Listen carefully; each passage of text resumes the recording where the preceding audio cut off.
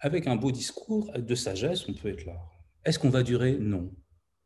Parce que c'est froid, justement. C'est connaissant, mais il n'y a pas d'amour, il n'y a pas de chaleur. Alors, s'il n'y a pas l'amour derrière pour vous aider, vous n'allez pas vraiment contempler. Par contre, si vous faites venir l'amour, qu'est-ce que je veux au fond dans la vie? Quel est mon souhait profond? C'est d'aimer, c'est d'être aimé. Alors, d'un seul coup, une énergie de vie vient en plus. À quoi bon toute cette vie, toute cette contemplation s'il n'y a pas l'amour? Donc, c'est important de se rappeler, mais quel est mon souhait profond? C'est de vivre l'amour, c'est d'être aimé et d'aimer. Car au-delà, il n'y a rien de plus intéressant, en fait. Voilà. Le cœur est très puissant. Il est très puissant pour nous mettre dans la présence, pour nous inspirer même la sagesse. Après, presque, les deux disparaissent. C'est juste un feu qui flamboie, vous voyez. Là, je m'emploie à distinguer l'un de l'autre, mais quand vous avez la flamme, vous avez les deux. Vous ne vous posez pas, est-ce que c'est de la sagesse, est-ce que c'est de l'amour? Non. Ce que vous allez voir, c'est que vous êtes pétillant, vous êtes plein de bonté, en fait.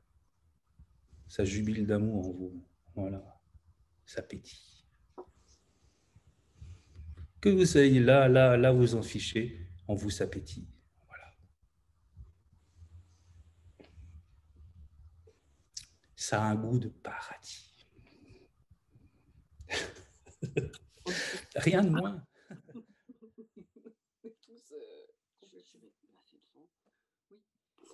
Alors on peut rentrer et sortir du paradis, ça, il n'y a pas de problème.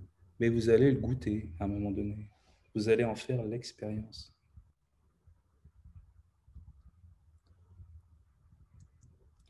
C'est pas ce qu'on a envie de vivre fondamentalement. Vous avez envie d'attendre de mourir pour aller au paradis, vous? Moi, je le veux bien instant après instant, ce paradis. Cette joie de vivre profonde que rien ne vient perturber.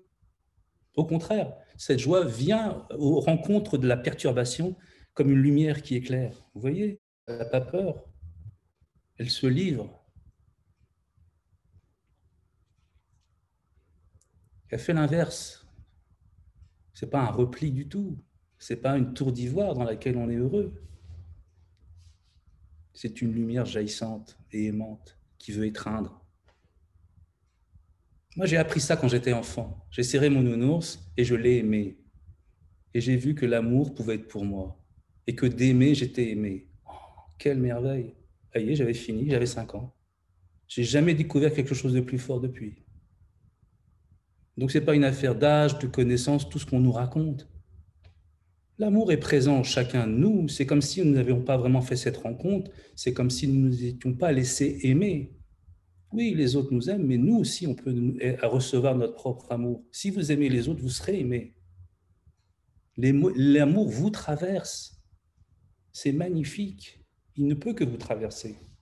Aimez, et vous serez aimé en retour tout de suite, instantanément. Fermez les yeux et aimez. Pensez aux gens que vous êtes et vous serez en plein d'amour. Ayez, vous êtes au paradis, l'amour est là. L'amour illumine votre être. Comme allumer la guirlande à nouveau. Contempler, on s'en fout. On s'en fout de contempler. C'est du langage pour l'illusion, tout ça. Au final, s'il n'y a pas d'amour, on s'en fout, ça ne marche pas. Il doit y avoir un bain d'amour en vous, une réjouissance d'amour, l'allégresse. Toutes ces belles paroles qu'on raconte dans les textes sacrés, oui, ça doit s'élever. Et encore, c'est toujours du relatif, vous comprenez? On essaie de traduire avec des mots ce qui n'est pas traduisible, en fait. C'est une joie bouleversante et pleine. Voilà ce qu'offre le fait de contempler, le fait d'aimer.